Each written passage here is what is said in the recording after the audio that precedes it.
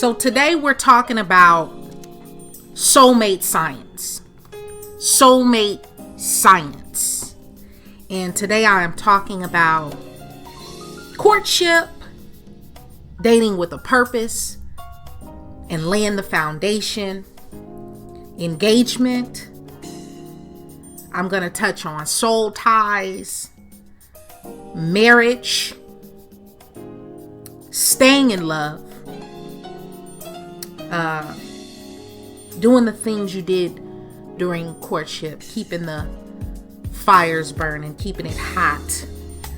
And I'm going to talk about temptation, curbing temptation. How do you safeguard your marriage? How do you safeguard your relationship? I was asked to talk about this topic, so it was somewhat of a request. I think that it's an important topic simply because it's such a serious issue that we face today. First off, I feel qualified to talk about marriage and relationships. Number one, I'm married. I'm happily married. Number two, I've been married before and divorced. Anyone who knows me knows my story, and I'm not ashamed of my story. I am not afraid to talk about the mistakes I made because perhaps they can help someone to not repeat some of the things that can save you headache and heartache. I think first of all, we need to always consider the source. I think oftentimes what happens is you have people who are single and they want to be in a relationship. They long for love, and they long for commitment, and they long for that deep, passionate companionship, but they go to the wrong sources for those answers. Now, that's not to say that someone who's single can't give you sound, solid advice. But they may have read about it or heard about it or seen it, but they didn't walk the walk. They didn't walk the trail. They didn't experience the journey. They haven't experienced the journey. So I'm just going to touch on a couple of things and just talk to you for a little bit. And hopefully it will touch you and help you and enrich you in some shape, form, or fashion. First of all, you have to have the presence of mind to know when someone is wrong for you.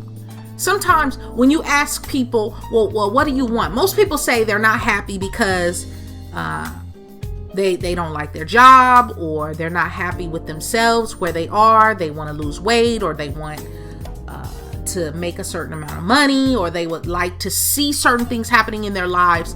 But more often than not, what I notice is I typically tend to hear more from people who say things like, well, I don't know what I want, but I know what I don't want. Or they may not verbalize it. They may not use those terms, but they'll say things that allude to that. They'll say, well, I hate this. I'm not into that. I hate this job. I don't like when people talk to me like this or that. I don't like when someone treats me like this. But so few of us are actually talking about what we want. So that's why I say you have to have the presence of mind to know when it's something you don't want. When it's someone who is wrong for you. Telltale signs that someone is wrong for you. And we're just talking about the basic, laying the foundation, okay?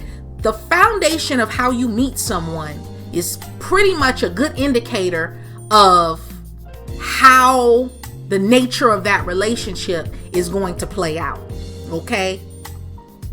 First of all, most people, when you meet them, you are meeting their representative. And I know a lot of people say, oh, I keep it 1,000. I keep it real all the time. I'm me wherever I go. I'm me. I'm real. No, that's not true. Most people put on a show.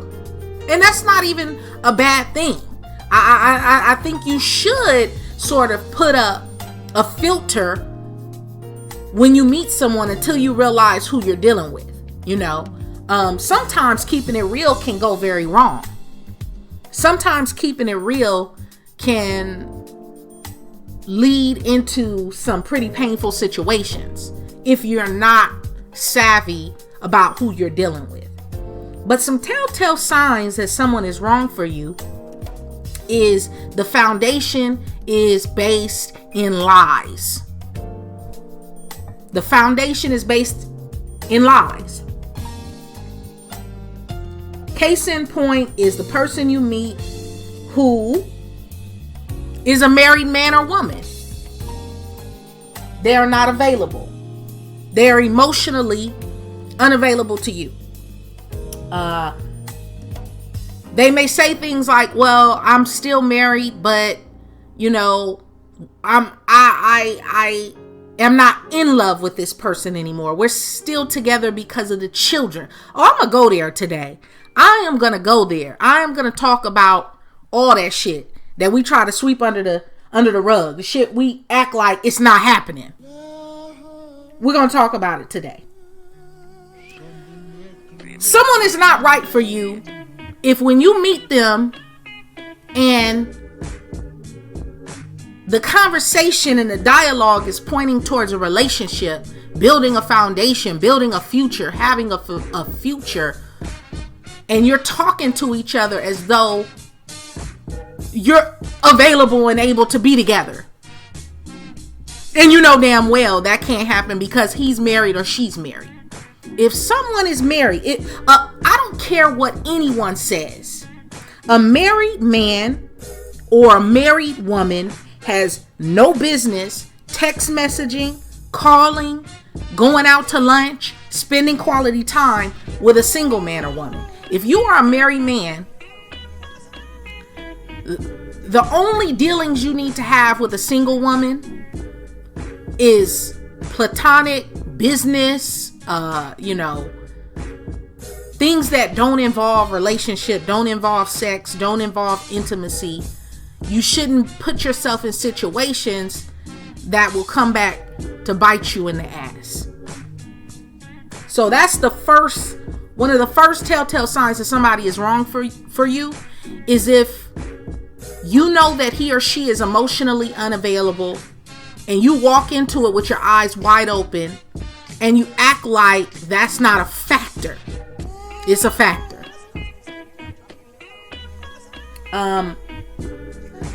Don't settle ever. Don't settle ever. If you settle, you lose. And I'm going to get more into the specifics of that in just a second. But the main thing to take away today about that is if you feel someone is beneath you, and it doesn't even have to mean they're beneath you financially, or you make more money than them, or you drive a better car than them, or you live in a nicer home. That plays a role. But what I mean by settling is how this person makes you feel. The feel of things is how the way things are. Because vibes and energy and vibrations and frequencies, those things do not lie. So if you feel like someone is lying to you or misleading you or leading you on or telling you mistruths, or you feel like something is not quite right, something in your gut is telling you this person, something is not, I can't put my finger on it, but I don't know, this something ain't right about this person. Follow that instinct, follow that gut reaction, because it's there to protect you. Now, if you feel it and you continue to move past it, you're settling. If you know that you require certain things in a relationship or in a friendship, in an intimate type of partnership, and that person is incapable of offering that to you, then you know for a fact this person is not for you. And there's nothing wrong with that. It's called standards. We like what we like for a reason. So if you know what you like and this person cannot offer that for you or to you for an extended amount of time, then that person is probably not the right person for you. You're forcing it. And when you force things, again, you lose. Anything that's real, anything that's meant to happen, never has to be forced. You don't have to force what's real. Just like you don't have to force the sun to shine every day, to rise and to set. You don't have to force the wind. You don't have to force the ocean to create waves. It just happens because that's the way it's supposed to be. That's how it's meant to be. I would say, and this is for men and women both, don't fall for the beautiful face. For the ladies, don't fall for the appearance of things. Don't fall for the beautiful face, which may merely be the facade to a broke down palace. I say pay attention to the details. Okay? In the same way, you can tell someone's socioeconomic level based on a few things. You can oftentimes, and this is not etched in stone, there's always exceptions to the rule. Always. But for the most part, you can tell someone's socioeconomic status based on their teeth, whether they get quality dental care or not. You can tell by the shoes they wear, by their hands. Do they get manicures or pedicures? Do they what their shoes look like? Their watches, oftentimes. Very wealthy people carry themselves in a certain way. They do certain things. You know, when you're very wealthy, you can afford the luxury of facials and massages and going to yoga and, you know, those types of things. Quality food. And when you're in poverty, those things aren't very high up on the totem pole. You're just trying to survive. Again, no judgment. This is a no judgment zone. I'm just talking real talk to you today. But you can't fall for the appearance of things, because much in the same way that we shouldn't judge a book by its cover, you cannot judge a person by their appearances, especially when you first meet them or in the beginning stages.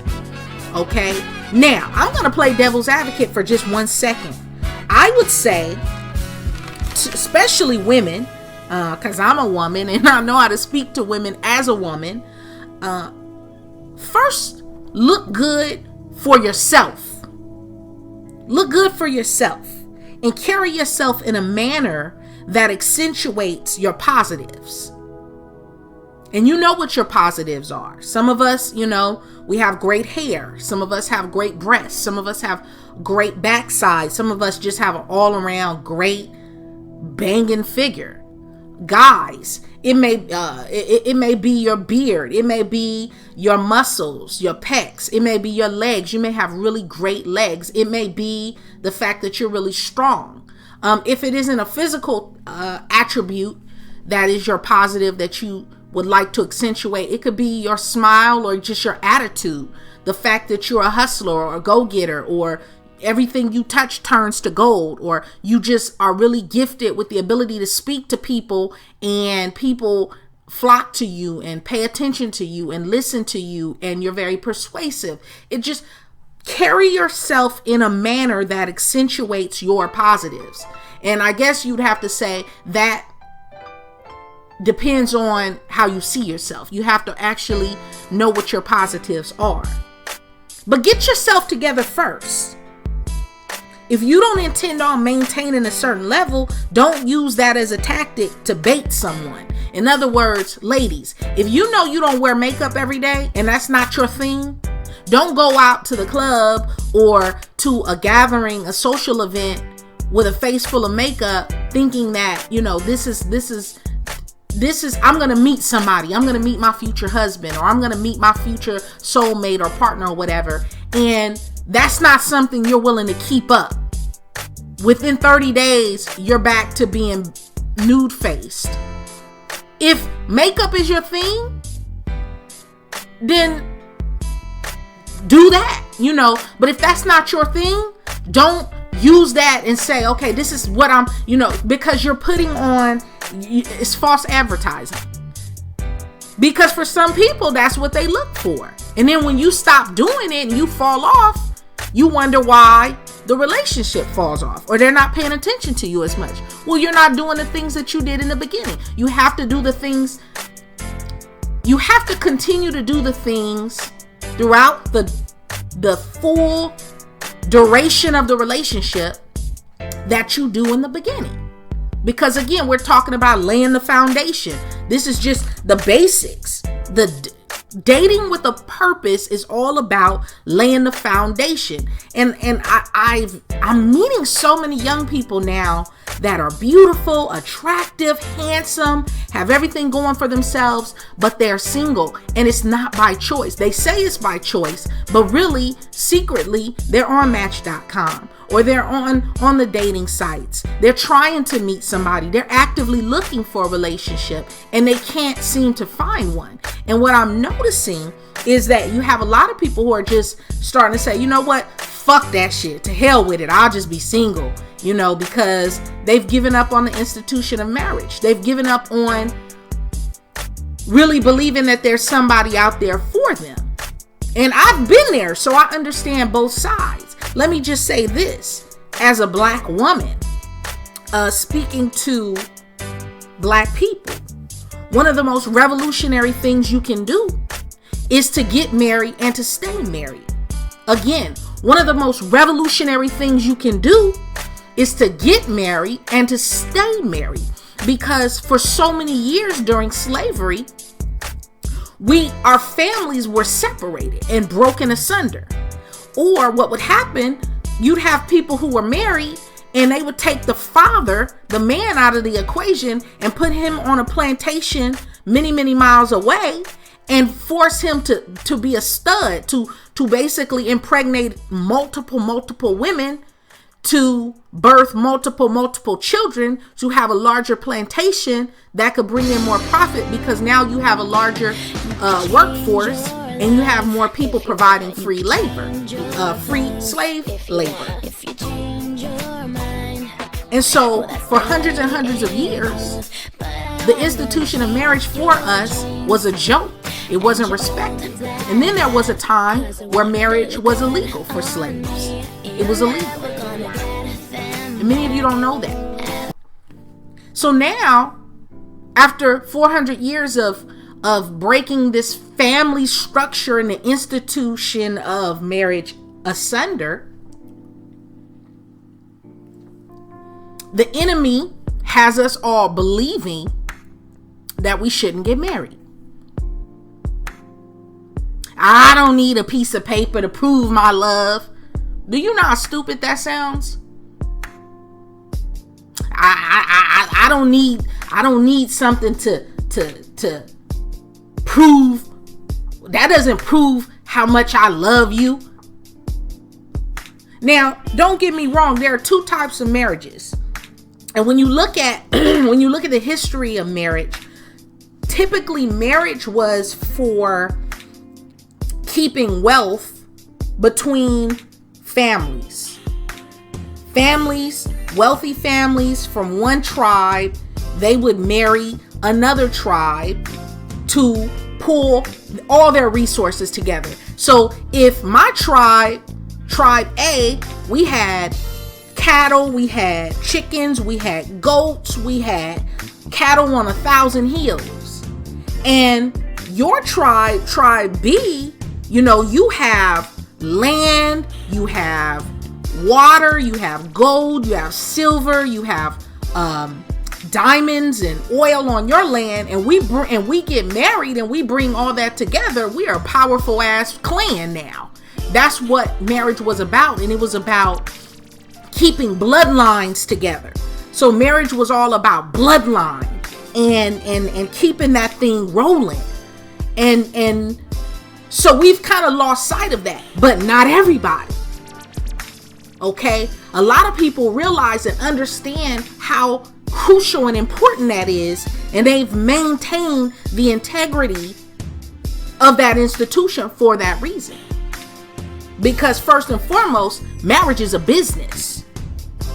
I don't necessarily agree with the fact that, you have to go get a license from the state to get married. You have to go get a marriage permit. You have to go ask the state and let the state know, hey, I'm in love with this person. We plan to get married. We plan to bring our tribes together to create one big, beautiful clan. But it is the way it is. But the point is, you have to understand that marriage, first and foremost, is a business.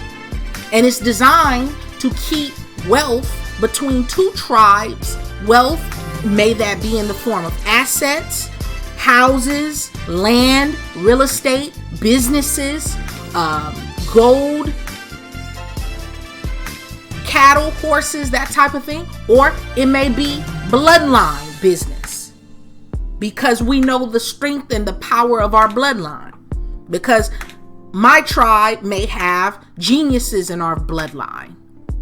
We have scientists and engineers and doctors and lawyers, and we have savvy, shrewd business women and men, entrepreneurs, merchant blood.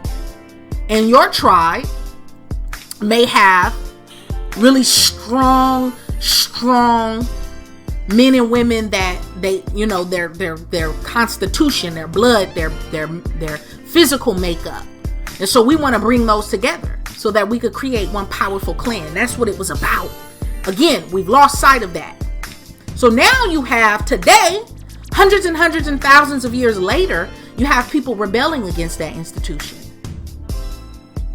And you don't understand why the LGBT community fought with such vigor to have that right, that basic privilege, that basic freedom.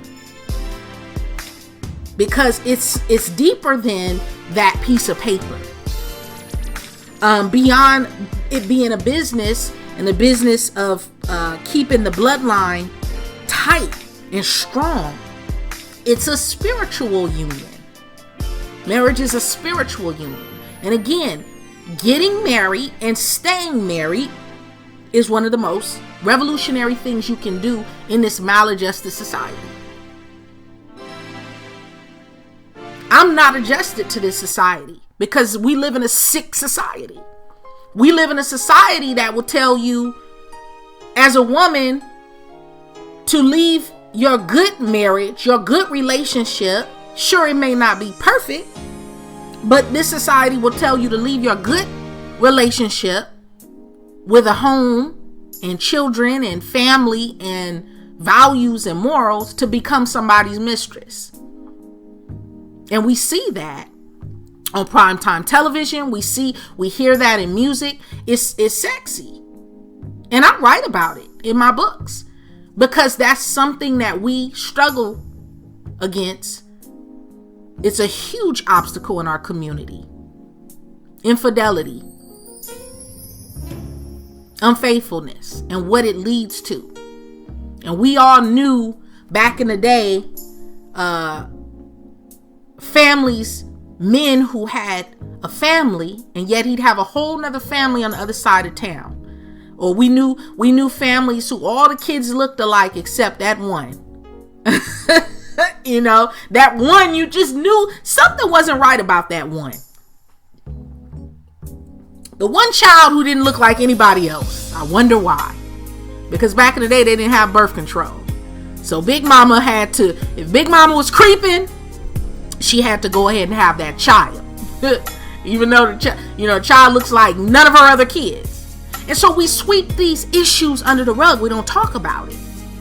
We don't talk about the men who have one family and they have a whole nother family on the other side of town. And we don't talk about the women who know this, see this, and turn their back on it. And how it's so easy for us to judge people and call people sinners and call them evil and wrong and to, just to vilify people. And we don't deal with the shit that's in our own backyard. We don't deal with the shit that's right sitting in our lap. And we need to talk about that. So don't fall for the beautiful face. Pay attention to the small details. how they treat you, how they speak to you. Women, look at how a man treats his mother. Look at his relationship with his mother. Look at his relationship with if he has a daughter, look at his relationship with his daughter. Look at his relationship with his children. If he has children from a previous relationship, does he spend time with them? Is he paying his child support? If he's not paying his child support, why not? What kind of quality time does he spend with his family? Does he even value his family? Does he make time for his family? In the Godfather, written by Mario Puzo, but most of you have just seen the movie. In The Godfather says a man who, doesn't make time for his family isn't fit to, he isn't fit to be a man. Pay attention, guys. Pay attention to a woman, her home.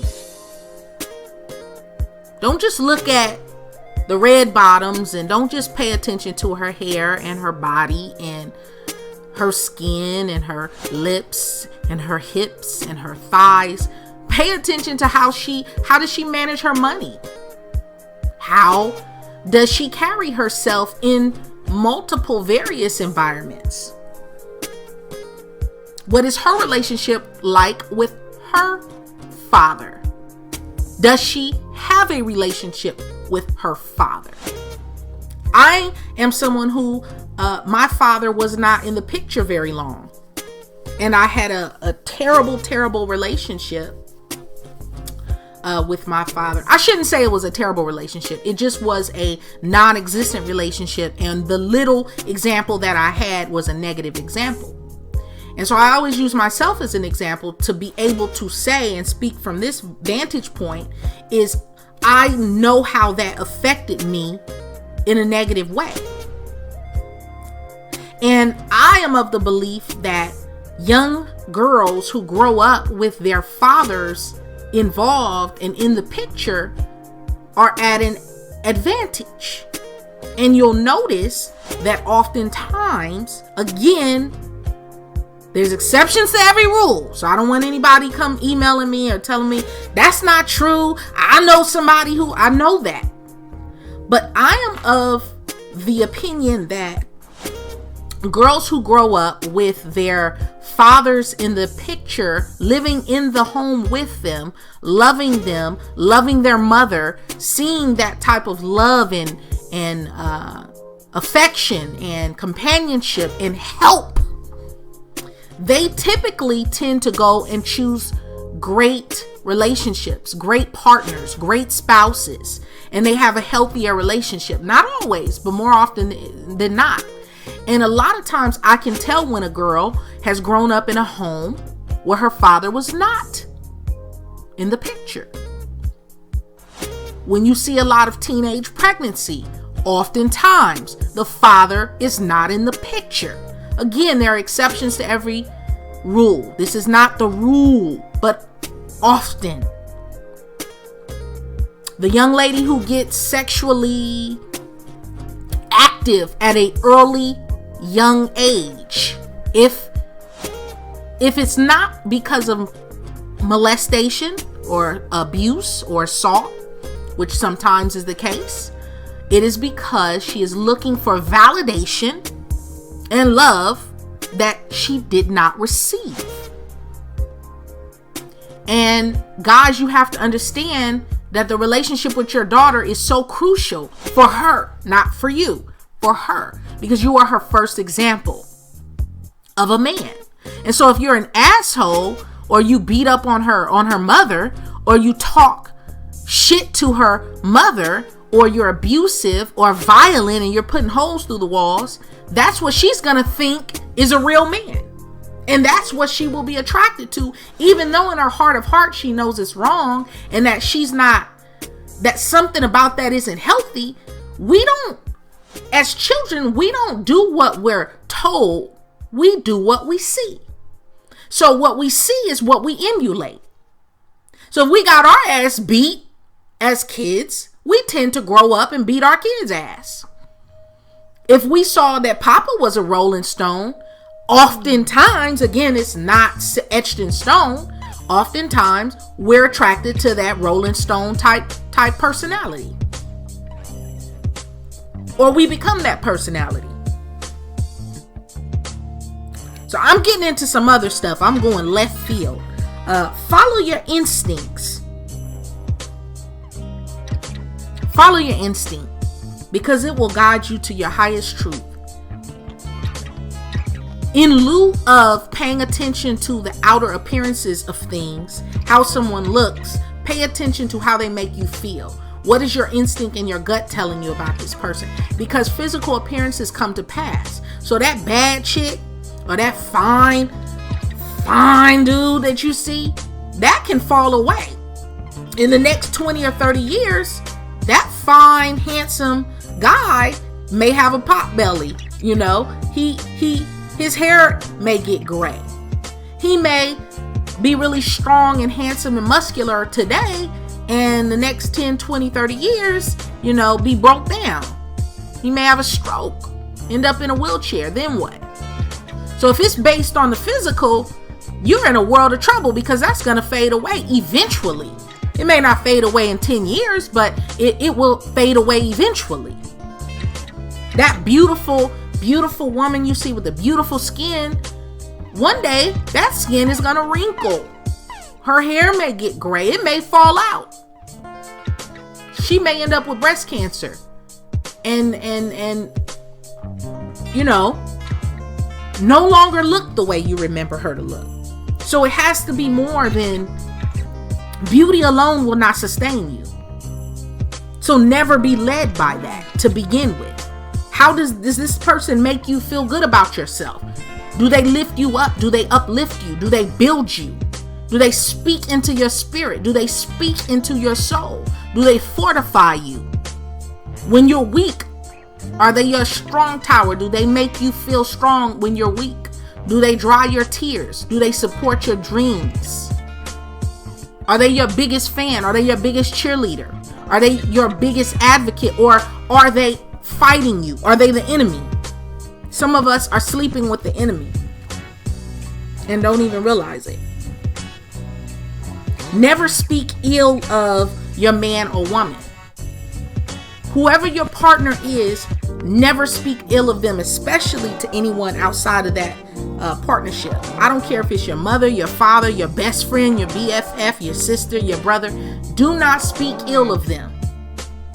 Because a lot of times what tends to happen is we'll get angry with our spouse or our partner, and we have to talk to somebody about it. So we go talk to our best friend, or we talk to our mom about it or whatnot. And then 2 or 3 weeks later, we get past that feeling and we're on the up and up on good terms. But now all of us are together, and the person you were talking to about your partner is looking at your partner like, oh, you ain't shit. I know you ain't shit. She told me, he told me what you did. They won't say it, but it'll come off in their behavior and they're thinking it. And especially if when your partner is doing good things, they're washing the dishes, they're taking out the trash, they rub your feet. You guys are making good love. You're having great conversation. You're doing things. You're building a business together. Whatever. You don't talk about that. You don't talk about how good it is. You only talk about the negative. If you speak about that all the time, that's gonna, number one, become the prevalent, dominating factor in your relationship. Because what we talk about, we bring about. What we speak about, we make grow. We bring energy to it. We make it grow. That's how you grow it, by talking about it and giving it energy and giving it your attention and focus. So don't speak about it. If you have a problem with them, you talk to them. Don't bring others into your relationship. If you have a problem with your spouse, talk to your spouse. If you have a problem with me, don't go ranting on social media about how you have a problem with people and people get on your nerves when they do X, Y, and Z. No, bring the problem to me. If I'm the source of the problem, then I am the source of the solution.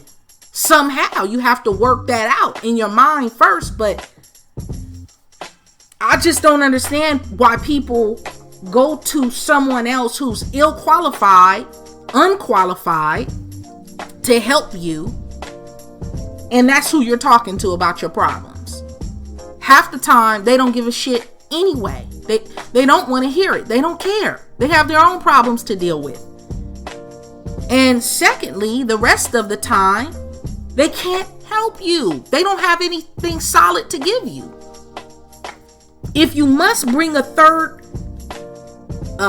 party into your relationship or your partnership or your marriage, let it be a counselor, a trained professional, someone who went to school for this. They got certified for this. That is their profession. That is their job. That is their gift, is that they sit down and they listen to couples and they counsel couples and they help couples. But do not take your problems to someone ill-qualified to give you a solution.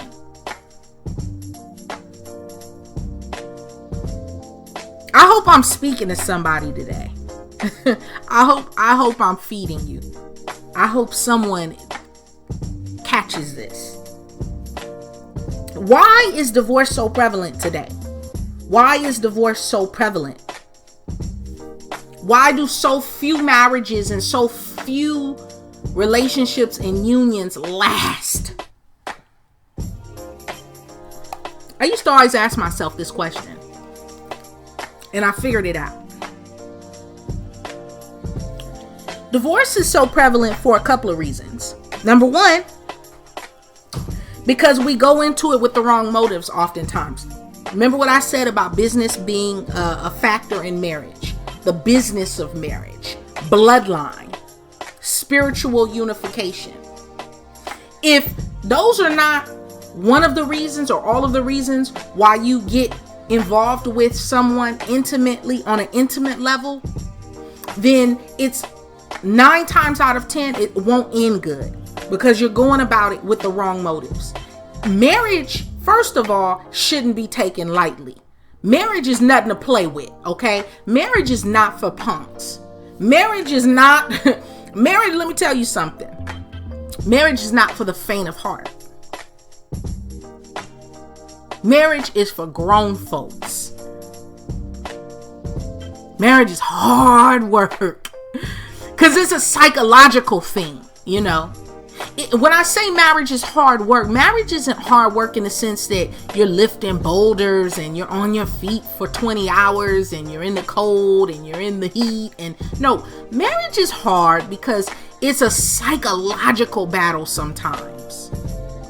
It's a lot of you having to bite your tongue sometimes. It's never about you. It's always about your partner. And if you make it about you, you'll always find reasons to be offended. There'll always be a reason. There'll always be something bothering you. It's never about you. Divorce is so prevalent because people change. Again, divorce is prevalent because we go into it with the wrong motives. A wrong motive might be,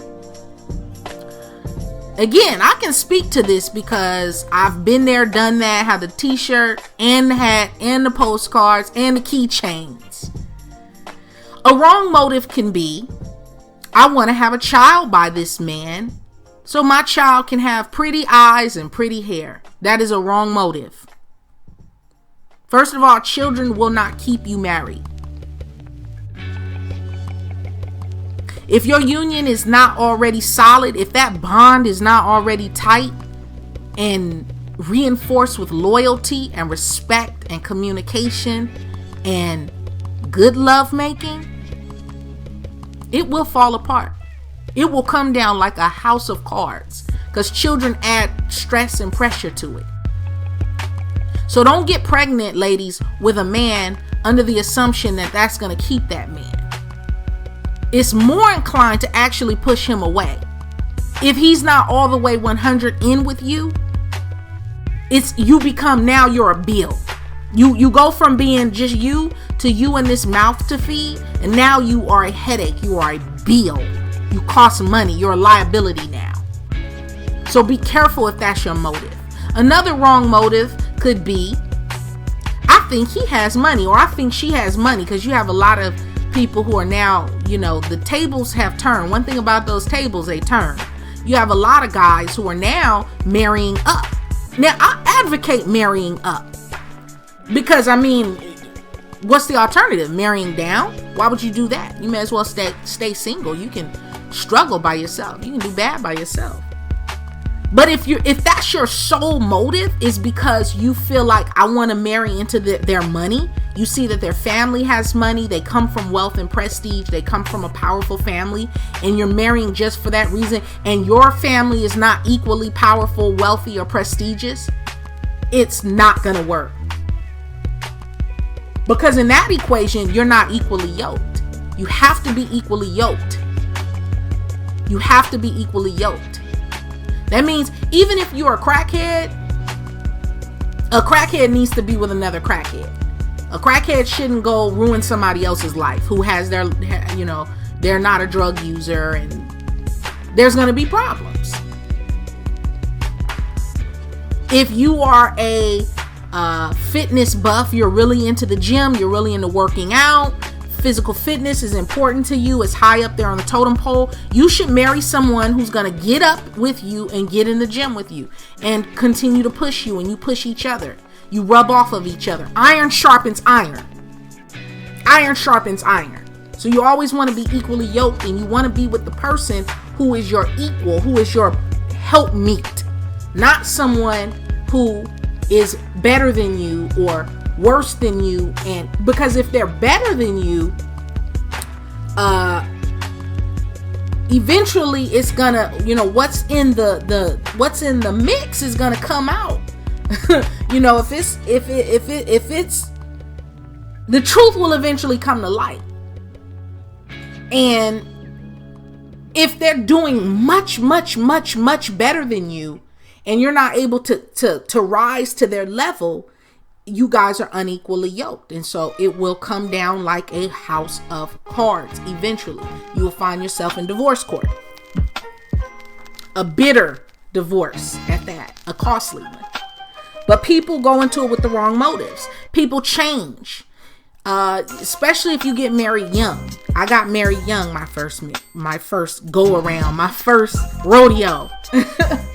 But I'll tell you, my mother told me, marriage is like pancakes. The first one is always fucked up. So here I am on my second pancake. No, but people change. If you get married when you're 21 and you stay married for 20 years, a lot of things are going to change over those 20 years. You're going to change jobs. Children come into the equation. You may move homes. You may start out in a little apartment and you get a starter home, and then you move into another home. Or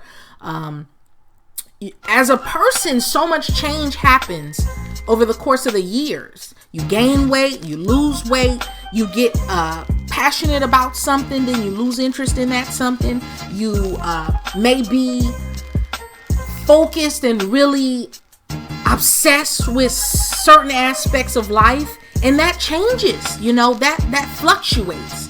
There's cycles. It's just like, light is both a wave and particles. Well, that's how we are as people. People are walking complex contradictions. We're complex. Even the smartest of us, we do irrational things. People change. So what I'm into today, I may not be into 2 years from now. I may not be into it 20 minutes from now. And that's human nature. People change. And so a lot of times people grow apart. And I don't know if that's a good or a bad thing that you may grow apart from someone. It just is. You have to respect what is. It is what it is. Money, debt, financial problems is a huge, huge factor in divorce.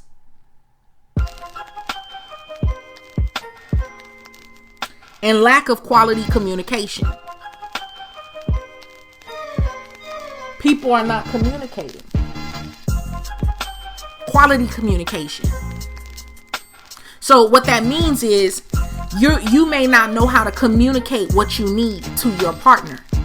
And if that happens long enough and often enough, again, your union will come down like a house of cards. It's going to come down. It's going to fall. How can two walk together except they be agreed? Like, if I'm always wanting to go right and you're always wanting to go left, we're going to have a lot of conflict. But the way to combat that is to communicate. And I'm not talking about yelling, screaming, acting out, being passive aggressive, or trying to make her or him jealous. That shit is, you have to dead that shit. You just cannot carry on like that. That breeds contempt. That breeds, that you don't want it to go that direction. You want to be able to be clear about what it is that you need. If you need sex, be clear about that. If you need space, be clear about that. If you're not happy because you want to travel more, be clear about that. If you want children and he or she doesn't want children, be clear about that. But you guys have to come to a consensus and say what it is. Say what you mean and mean what you say. Don't say one thing is bothering you when there's some other shit going on. Quality communication. Again, we're talking about soulmate science.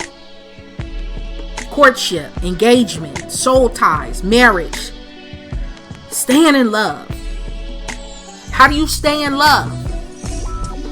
We're coming up upon our 1 year anniversary, but we've been together for several years, and this is my situation. How do we stay in love?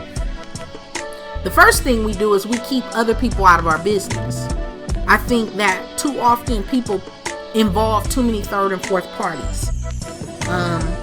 Keep people out of your business. Keep people out of your bed. Keep people out of your bedroom.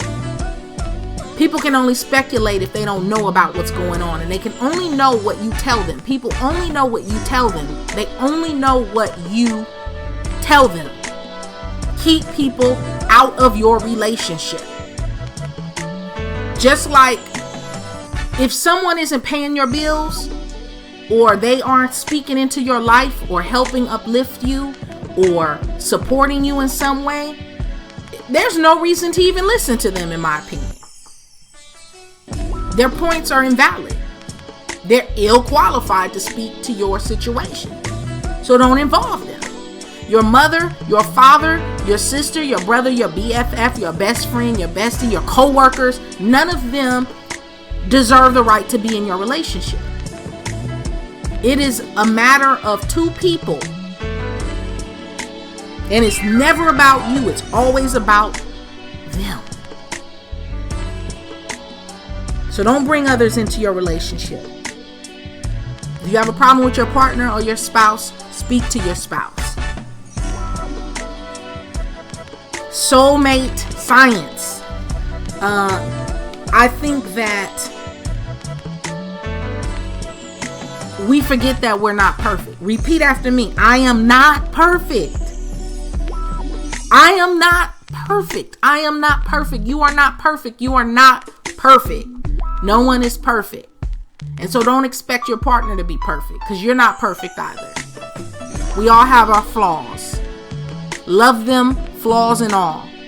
But now if it's a flaw that you're not willing to get jiggy with, and you're not feeling it, again, you need to have quality communication and talk about that in ways that you can get past it or through it or around it or resolve it in some shape, form, or fashion.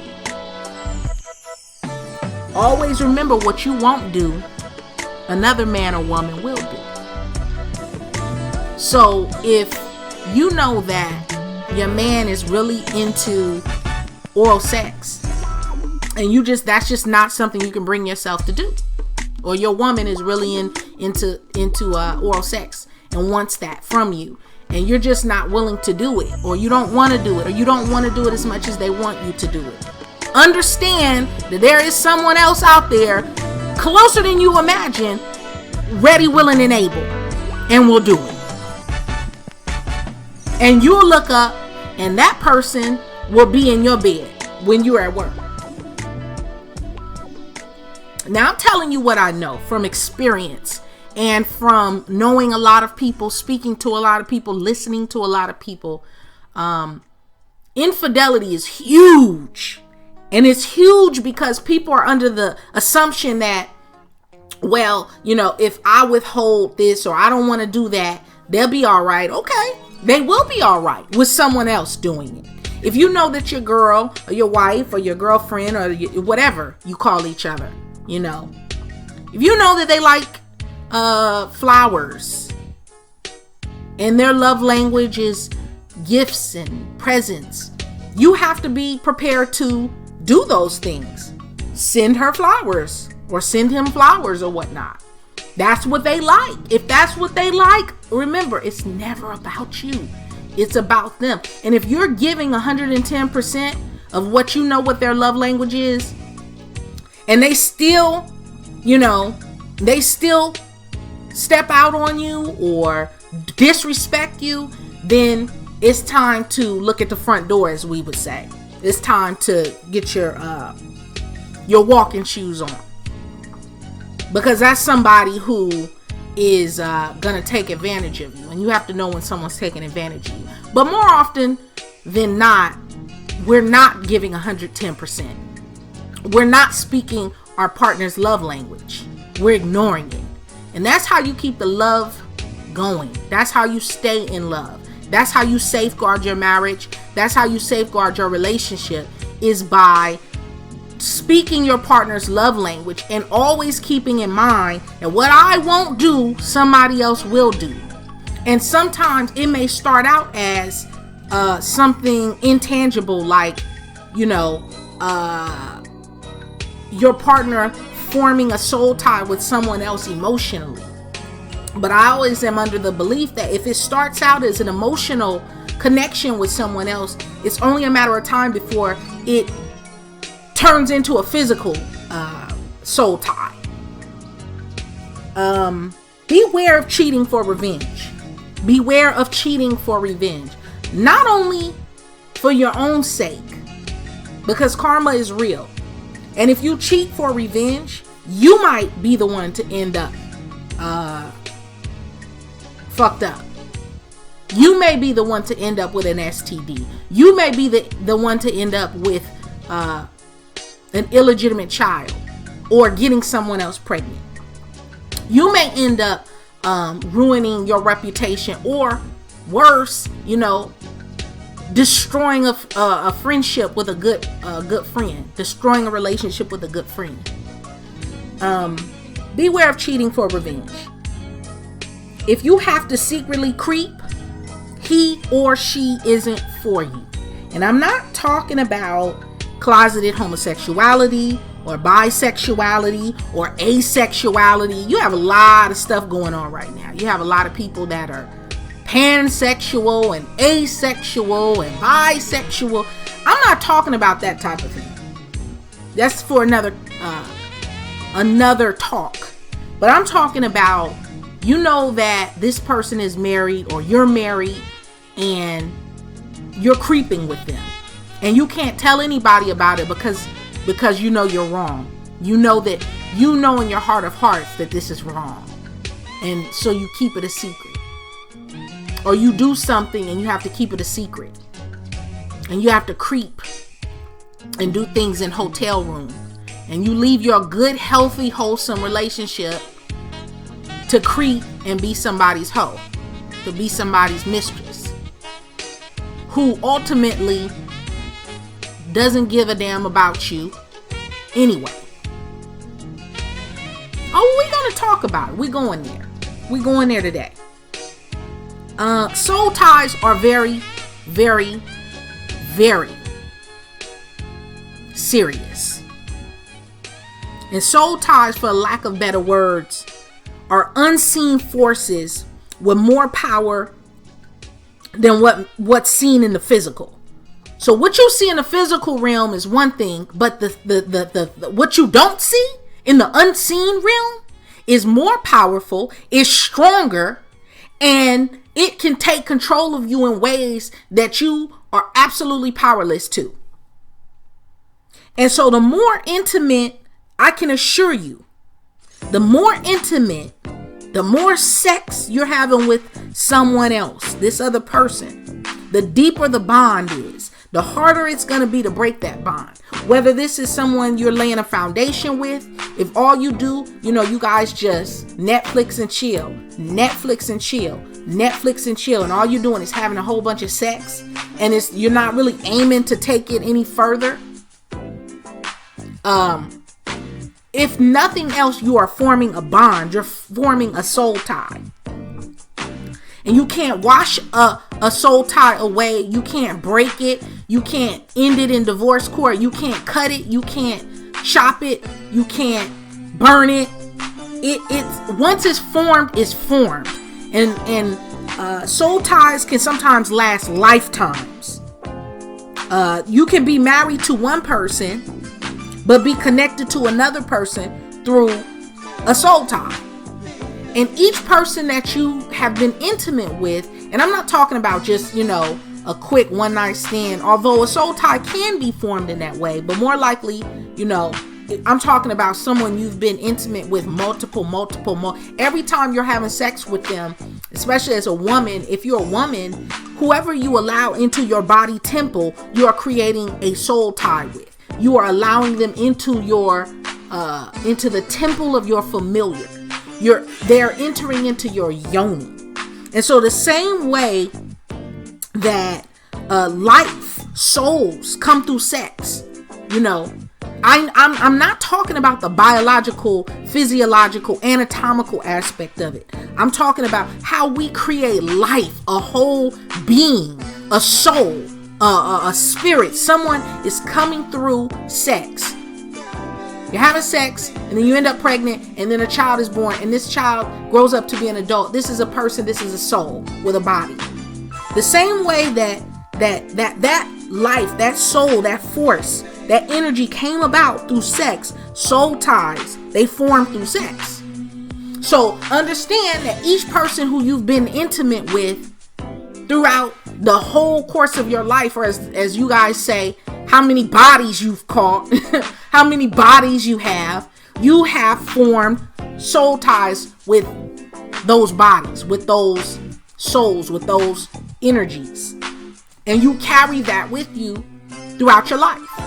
So if you make soul ties and bonds with someone with low vibrating energy, you are now bound to that low vibrating energy. And you're going to carry a piece of that with you for the rest of your life. And it takes a special process to rid yourself of that, to break that. So be mindful of that before you even allow someone to enter into your temple. Even with guys. Guys, men, you're forming soul ties too. Although it's a different feeling, it's still a soul tie nonetheless. Be careful what you ask for, and be careful who you allow in your body temple. Don't let life get in the way. You have to make time for your partner. You have to make time for your relationship. In the same way you make time for your job. We put everything so high on our priority list other than our relationships, when in reality, in actuality, it's your relationship that is going to outlast and still be standing when everything else falls. And this even goes to and speaks to those of you who are single, and you say that you don't want to be in a relationship, and you're like, I don't want to be married, I'm living my life, I'm doing me. Okay, but are you still gonna want to live life and do you 10, 20 years from now, when you're 10 or 20 years older, and it's cold at night, it's cold in that bed, and it's a lot easier to travel this journey of life when you have a partner, when you have someone who has your back, who can support you and hold you up when you feel weak, When you want to fall, when you want to cry, they got you. They got your back. When you need an extra push, they got you. When you need a little help financially, they got you. It's better to have that. And so you have to think about that. And you have to place that high on a priority list. And don't let anything put that asunder. Don't let anything come in between that. And so sometimes we get too busy with life and our careers and our friends and our children and family. But you have to always keep your relationship sacred. And once you're married, you don't put anyone or anything above your marriage. Not even your children. You are a wife first. You are a husband first. It's about your partner first, because you are the foundation. You and your partner, you and your spouse, whatever you call yourself, you are the foundation. And then you hold everything and grow everything and build everything on that foundation. But if that foundation is rocky, nothing can grow. Or what does grow will be shaky, as shaky as the foundation. And remember, people are walking contradictions with complexities. People are not one-dimensional. We're all three-dimensional. We're multi-dimensional. So, people are illogical. That's why you have people who are multi-millionaires. They'll go and ruin their marriage with a call girl or escort. For a cheap prostitute, they'll throw away years and years of a good, wonderful relationship, because people are illogical and multidimensional, and you can never fully understand why people do what they do. Remember that secrets are toxic to relationships, because everything done in the dark comes to the light. Just keep that in mind.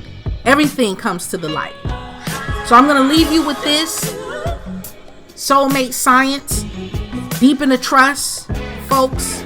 Communicate with quality communication. Fight fear. Talk about it. Talk it out. Disregard gender roles. Meaning, what if the wife is the breadwinner? So if the wife is the breadwinner, or the woman is making more money, then the man needs to, I'm not saying be a housewife type of husband or whatever, but just disregard the gender role. Don't have those expectations, because if you have those expectations, you're going to be let down. You're going to be disappointed. If those gender roles work for society, those don't have to be the rule and the law for what you and your partner have. You guys just may have a different understanding of things, and that may work for you. And don't let anybody else tell you different. If that works for you, that works for you.